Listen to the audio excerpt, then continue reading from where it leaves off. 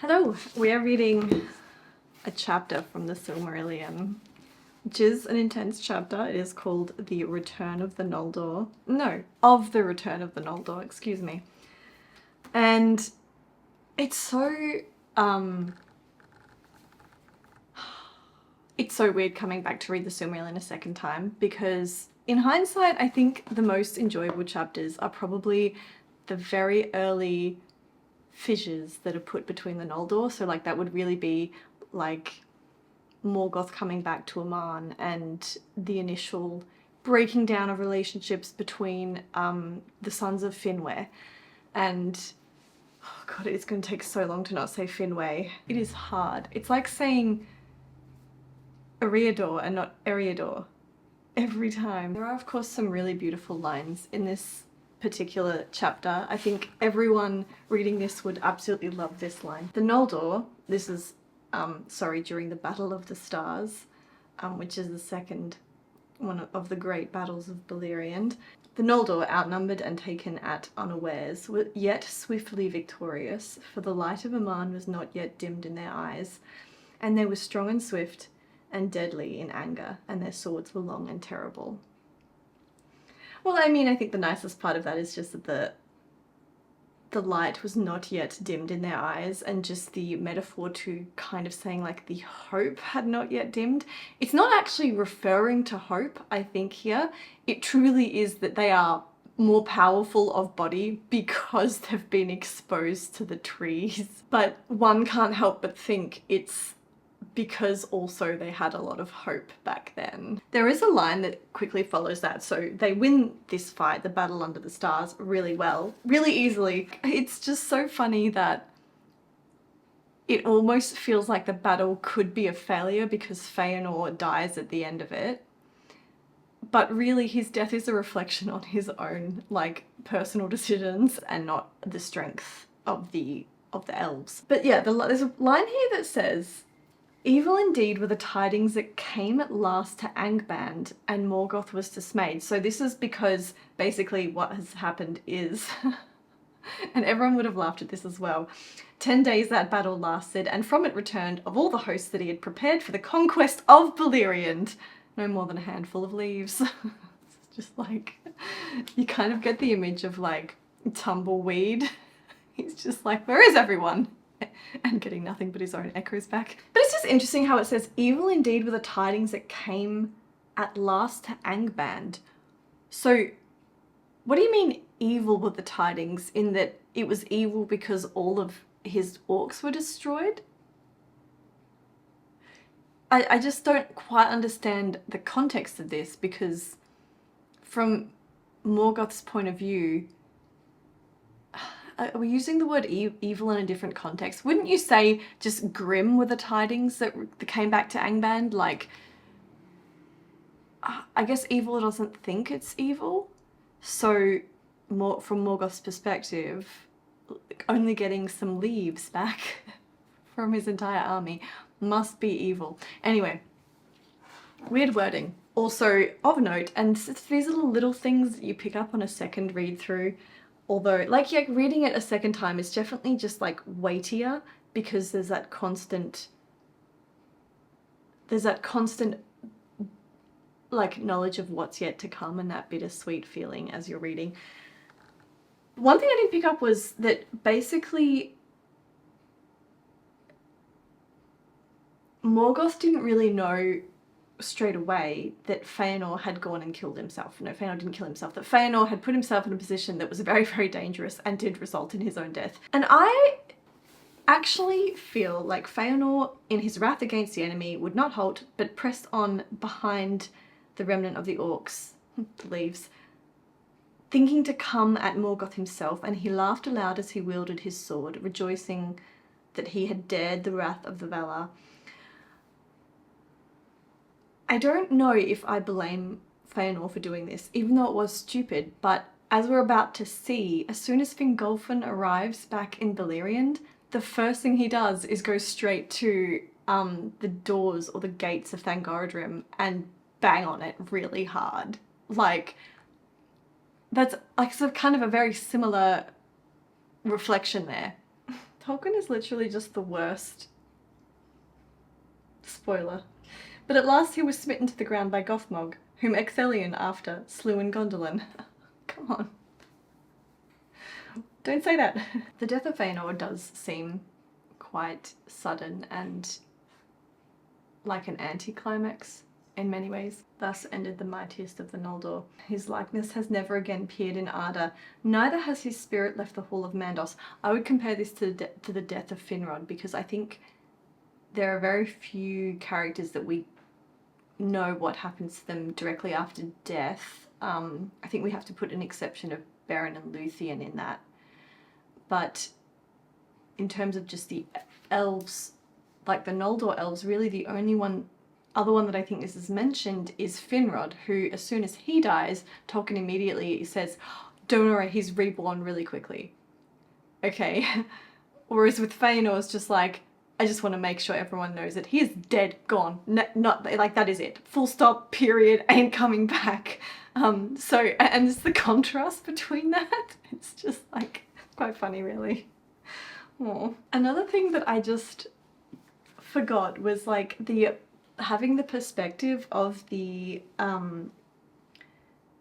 what would they be called? The elves of Doriath, or the elves, basically all the elves that were in Beleriand who'd never gone over. So all of the Morroquendi plus Thingol were filled with wonder and hope at the coming of their mighty kindred, who thus returned unlooked for from the west in the very hour of their need, believing indeed at first that they came as emissaries from the Valar to deliver them. That is so cute and like so not what they're doing. It's kind of like if the Noldor had have come over to Beleriand not to pursue the Silmarils, but with the conviction to protect the elves who would be all the elves and all men and all creatures, protect Beleriand in general from Morgoth, who is now on the loose up there, would the war have ended differently? Because I think it's not the doom of Mandos, but I'm pretty sure it was Manwë who was saying that like no power of any Eldar will bring down Morgoth. So, but if they went with different intentions, would it have been different? If things were just slightly different and Fingolfin and Feanor never fought, would they have decided to leave together to protect Beleriand anyway? Because they still would have had the belief that Beleriand was kind of like their birthright, because they had that sort of thought anyway that, you know, like that's where they're from. Like eventually they would have just got itchy feet and maybe left anyway. So many good options that could have occurred that just haven't. And I just really love how the Beleriand elves like immediately assume the best of them. And I think you would probably see them and just be like, they know what they're doing.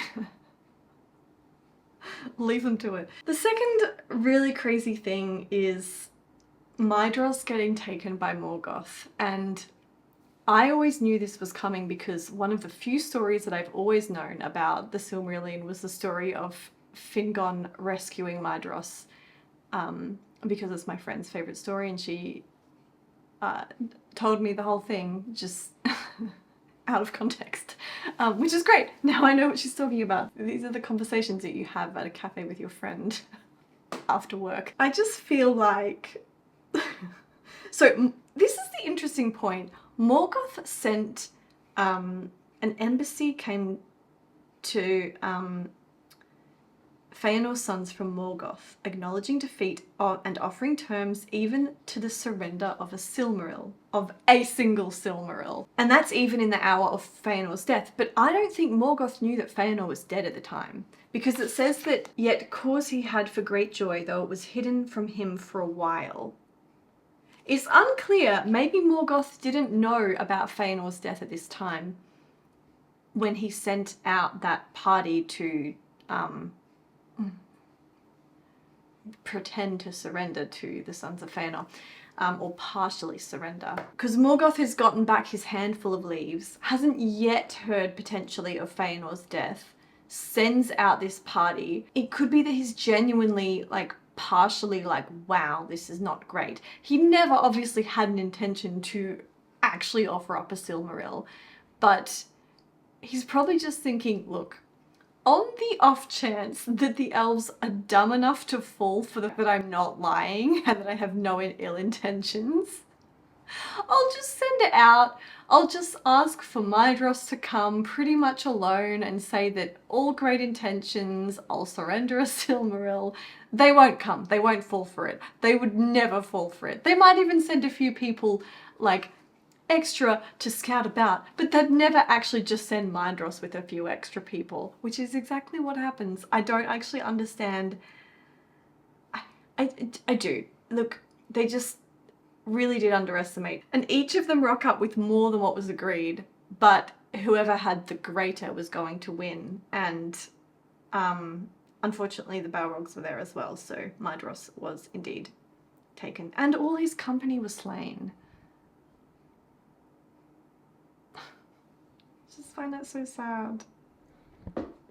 Like, we don't hear about any of the other people who are so supportive of all of these other characters, but they just get slain. It's just... And all his company was slain. Oh, he would have seen that happen, and then he would have been dragged back to Angband. But I just feel like as soon as Morgoth realized, like, sees Maedhros, he would have been like, it worked? What the hell? Like, I just feel like that was the easiest trick. I also feel like Feanor wouldn't have fallen for that. Feanor, who slammed the door in his face, wouldn't have fallen for that. Maedhros was grieving, perhaps. But at least the rest of the sons of Feanor no longer trust any, like, word of Morgoth. Morgoth is like, well, that trick's only going to work once, but, you know, we got Maedhros out of it, so it's not too bad. Interesting point that, wondering what happened to Maedhros, I keep thinking about at what point, because what we do know, and sorry, there are spoilers, what we do know is that Maedhros, in the end, when he gets a Silmaril back, cannot hold it, nor can Maglor, because he's now, because no evil can hold the Silmarils. At what point would that have switched over? At what point would the Silmaril started to have burned his hand? Would it have been or at the first kinslaying? I don't know. It is interesting to think that one of the greatest tortures that Maedhros might have had when, aside from being strung up by one hand, was that maybe Morgoth put a single Silmaril in his hand and it began to burn already. Can you imagine then Maedhros having to stick to an oath the entire time to get back the 3 Silmarils that he can never hold because he's now one of the evil powers that the Silmarils can never be held by? That would be... I don't think that happened because it, there is an allusion later on to the fact that Morgoth was only known to be wearing the Silmarils on his crown well after the third battle of Beleriand, the Glorious Battle, I think it's called. So at this point, technically, no one knows that the Silmarils are on a crown. We know because it was somewhere in one of the other chapters, but no one else knows that. Amazing line. I think this is one of my favourite lines of the book, is Fingolfin arriving back, where it says, "And Fingolfin unfurled his blue and silver banners and blew his horns, and flowers sprang beneath his marching feet, and the ages of the stars were ended. The elves smote upon the gates of Angband." So he literally just marches straight to Angband. "And the challenge of their trumpets shook the towers of Thangorodrim. And Maedhros heard this amid his torment and cried aloud, but his voice was lost in the echoes of the stone." That is just like... Can you just imagine what is going through Maedhros's mind? He's like, first, how were they there? Second, please help me. Like, please. It's just like a few lines down. It says here, Fingolfin, for he had seen the strength of Angband and thought not that it would fall to the sound of trumpets only. Well, obviously. Is that supposed to be like sarcasm? To the full, is the sound of trumpets supposed to be some sort of power that was special? No, it's not. They were just musical instruments. We came with 20,000 trumpeters and the walls still didn't fall down, even when we had the perfect resonance of the sound. Okay. It's all those overtones and those big mountains. Interesting note that Fingolfin was, as soon as he got back, he said, it says here, he had heard tidings that he should find the sons of Feanor toward Mithrim. So he knows that Feanor is dead at this point. So they must have run into someone that gave them that news. So he knew Feanor was dead as he was ordering 20,000 trumpeters to blare at the gates of Fangardrum. I really like the line about how a lot of people following Feanor were just amazed at Fingolfin's crew who had come back, but they would have welcomed them, but they dared not for shame. So it's just so like, oh, so frustrating. Like, just welcome them. Who cares about your shame? Oh, right, you're following Feanor. You're really probably struggling with shame, I get it. And this would have been the time to strike, right? So thus, because of the curse that lay upon them, the Noldor achieved nothing, while Morgoth hesitated. And the dread of light was new and strong upon the orcs. So many things. The Morgoth is freaking out because he's got barely any like ground power. The sun is in the sky and the orcs are just not happy with it. Two new hosts of, well, three big hosts of Noldor and elves are now all together in the north of Beleriand. Feanor has died, yes. Maedhros has been captured. But it is because of the curse that lay upon them, so these initial divisions, that they didn't take the opportunity to all come together at that one time and attack, which would have been, this was probably in the entire war, Morgoth at his weakest and most vulnerable. And this also technically would have been when the Noldor were at one of their strongest. They didn't really have any forts or like, they didn't like have strong base camps to go back to as yet. They weren't built. But they was at their strongest in that they would have had a lot of the light of Valinor still strong within them, and they didn't unite together. Like they didn't. Their doom is that they are just sundered down the middle, and that is what their problem is. If only they had united in that one moment, you know, without Feanor, without Maedhros, but just being united, who knows. Although, it's all about intentions with Tolkien, so even then, they were united in revenge for Finwë and the Silmarils, but not united to defeat Morgoth just because he's evil, or not united to protect. They were, all of them that came over, like none of them came over with the idea to protect Beleriand from Morgoth. Not even Finrod. I'm not going to talk too much about the rescue of Maedhros. The first time I read it, I will say, I think it was the first time that truly brought me to tears in reading the Silmarillion. First and definitely not last. Mainly the lines of the layers of how bad this is. Like seeing your friend in a hopeless situation, seeing them then beg for death, following through to kill them, and then praying to like a god to make sure your arrow gets the right spot so that at least their death is quick. Like Fingon didn't want to shoot Maedhros and end his suffering and then accidentally just shoot his bicep. It doesn't say that he has one arrow. But it would have been great if he only had one arrow left.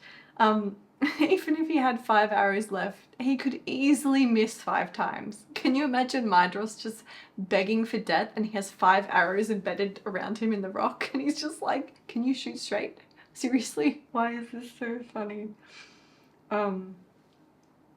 But absolutely beautiful story and I loved it. And I think, as I was saying before in the video, like this is one of the few stories that I knew was like a mini story in the Silmarillion before I even opened the first page of the Silmarillion. Knowing what happens didn't make it any less impactful when reading it. Because the words are just like, he wept when he saw the cruel device of Morgoth. Maedhros, in anguish, without hope, begged Fingon to shoot him with his bow. And Fingon strung an arrow. His actual prayer, speed now this feathered shaft, and recall some pity for the Noldor in their need. He's literally begging the god to make sure that this arrow goes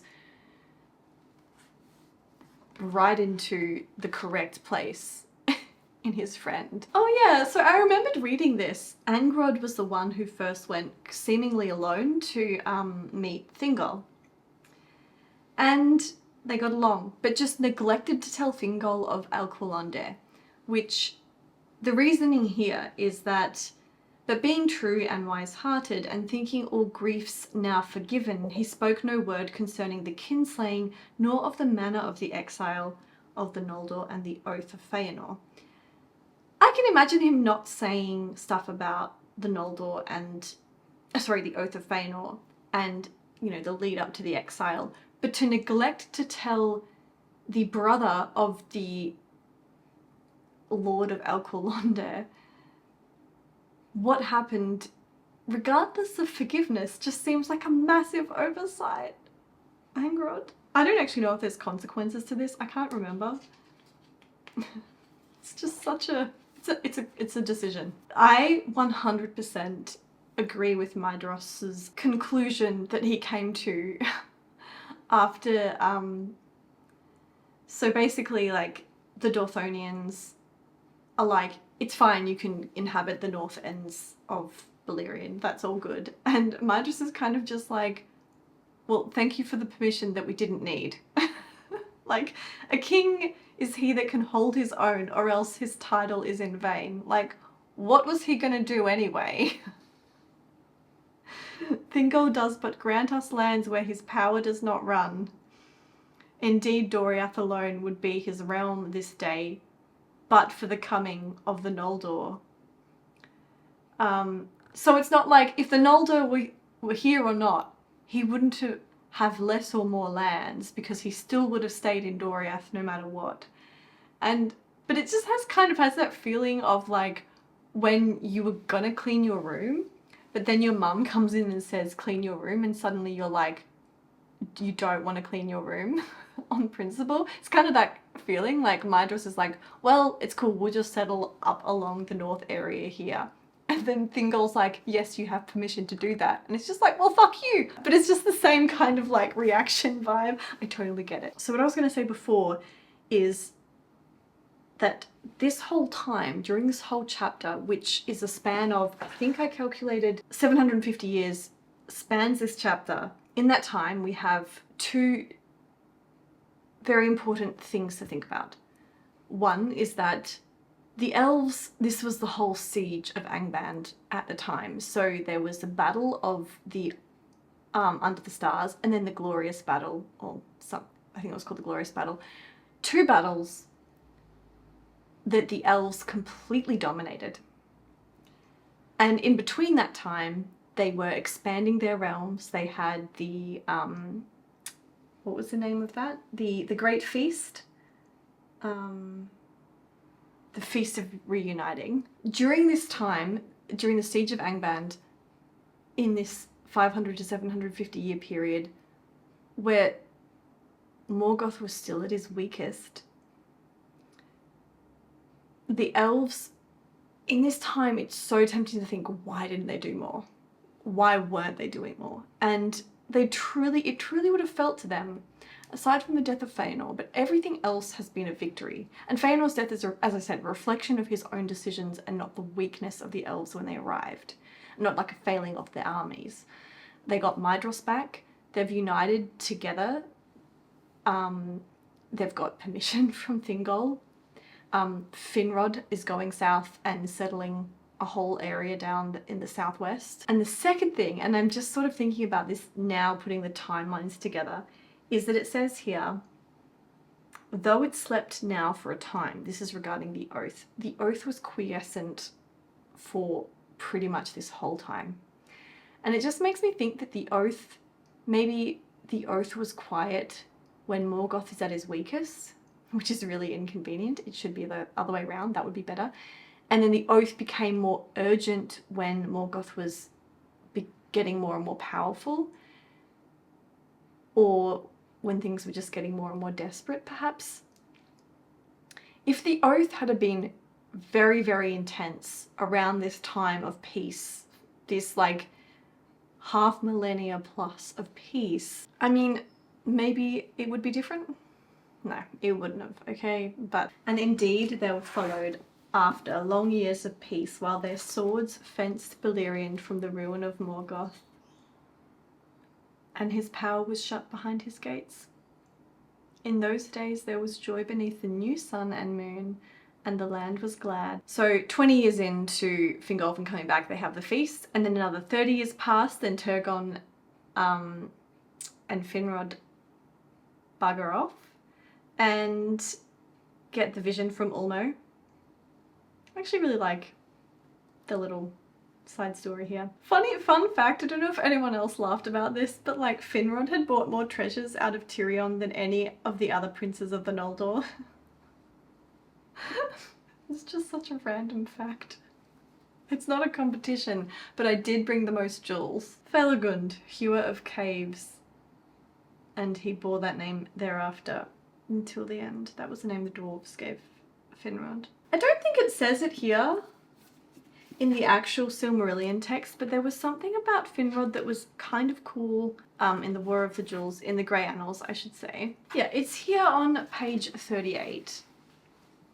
Section 85, it says here, though Fingolfin was the overlord of all the Noldor, Inglor, which is Finrod, the name was changed, became indeed the greatest prince in the land. So yeah, because Finrod had Nargothrond, then the whole river, which river is it? Sirion? Up to the OG Minas Tirith. He also then was the kind of overlord of his two brothers, Angrod and Aegnor. Apologies. And so it says that, yeah, he was the greatest prince, so he had the greatest amount of influence technically land-wise. It depends on how you interpret the word greatest. So the timeline I've got here is 20 years pass after Fingolfin comes, and they have the Feast of Reuniting. Another 30 years pass, Turgon and Finrod leave.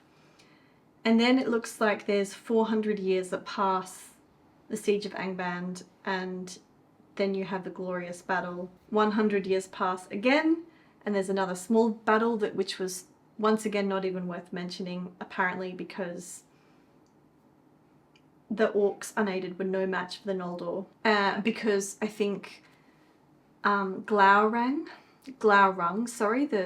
the dragon who wasn't quite yet old enough to probably go out and actually do stuff, lost the battle, and then another 200 years pass after that. And so 750 years of like pretty much relative peace and just battle after battle where the elves are just coming out victorious would definitely put elves in a certain headspace.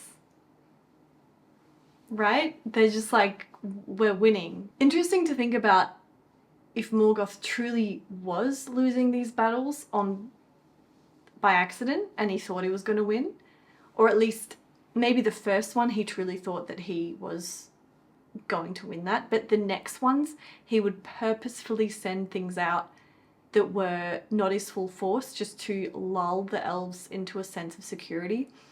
But it truly is sort of, the way that it's written actually makes it sound like Morgoth truly was actually doing his best at the time, because he was really annoyed about Glaurung going and exposing himself too early. After the Dagor Aglarab though, that's when Morgoth actually started not just killing elves, but taking them in, twisting their minds, torturing them and sending them back out, and therefore no one trusted anyone who came back from Angband, even if they didn't actually come back from Angband. And some he so daunted by the terror of his eyes that they needed no chains, but walked ever in fear of him. So only at this point I think it's learned that the Silmarils sit on a crown on his head from the returned prisoners, elven prisoners, who get sent back alive. So that makes me think that Maedhros didn't know or didn't see them. Another interesting point, which is probably not even, it looks like Tolkien changed his mind a lot on like the morphing of the language from Quenya to Sindarin, sorry. And it is told that at this feast the tongue of the Grey Elves was most spoken even by the Noldor, for they learned swiftly the speech of Beleriand, whereas the Sindar were slow to master the tongue of Valinor. It's okay guys, you're doing great, we'll just speak your language, basically, is the vibe. There were multiple changes that Tolkien made to how much the language actually changed, and therefore how much the Noldor would have had to have learned. So it's really hard to comment on that. But there was one cute, interesting line that read, this is section 48 of the Grey Annals. In Valinor, the ancient elven speech is maintained, and the Noldor never forsook it, but it became for them no longer a cradle tongue or a mother tongue, but a learned language of law and of high song and noble and solemn use. And I really like that. It wasn't so much that it was a mother tongue, but like they then just used their old language for like you would use Latin, you know what I mean? For like certain law teachings and for songs and like at funerals. Or like maybe it was the language that they would ratify very important agreements with between each other. It's kind of like a sign of, you have to know this language in order to be like a really learned person and be totally in on the culture. But it was no longer thought of as a cradle tongue. Anyway, it's interesting. But thus also it became known to the Eldar that the Silmarils yet lived and were set in the iron crown that Morgoth wore upon his dark throne. Dark throne is used for both Morgoth's throne and Sauron's.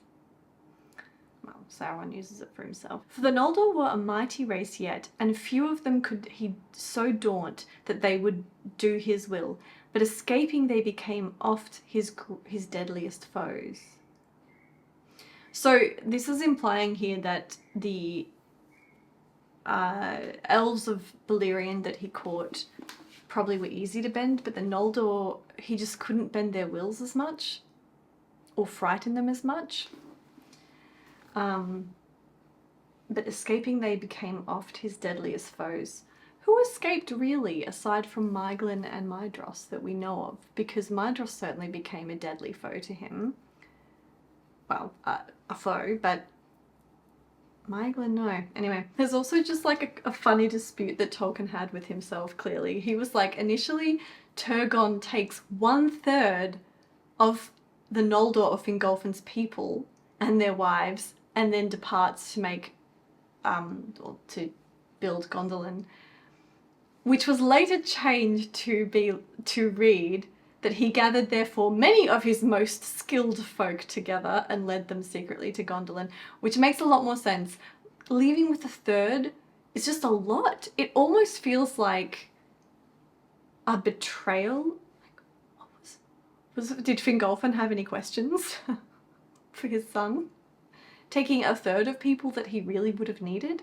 It's also noted in this big time of peace that the Noldor actually go and build great walls and towns in Brithombar and Eglarest, which I think are some of the coastal cities of the Teleri that stayed in Beleriand. And the Tower of Ingildon was set up on the cape west of Eglarest to watch the sea, though needlessly it proved, for never did Morgoth essay to build ships or to make war by sea. No, he was scared of Ulmo. He didn't want to go near them, near the sea. They had so much opportunity to use the sea against him. But I really love the idea of like the Noldor in this time, in this peaceful time where they were apparently sieging Angband. But they were also going around and just like strengthening and making that they just couldn't help themselves. They were like, there's a city here, it could have better infrastructure. Let's go politely tell them how they could build better walls. No, I'm sure the help was welcome, but I just love that that was one of their priorities. Could have been doing other things, but the oath was quiet, so okay, that's all I'm going to say for this chapter. The next chapter is of Beleriand and its realms. So I think, actually no, I tell a lie. There was one more thing that was just really sad about Turgon. Turgon, who by the end of my first read through of the Silmarillion, I was just never like totally happy with, because it's so easy to be frustrated at both Finrod and Turgon for kind of disappearing, but also they were both doing the will of Ulmo, and Ulmo is definitely up there with my favourite Valar. So, but it does say here, it's just a really sad line about Turgon, as he's like going to the encircling mountains. Of this he spoke to no one, but returned once more to Nevrast, and there began in his secret councils to devise the plan of a city after the manner of Tyrion upon Tuna, for which his heart yearned in exile. That's just really sad. Okay, that is, I think, enough for that chapter 13 of The Return of the Noldor. I'll see you next time.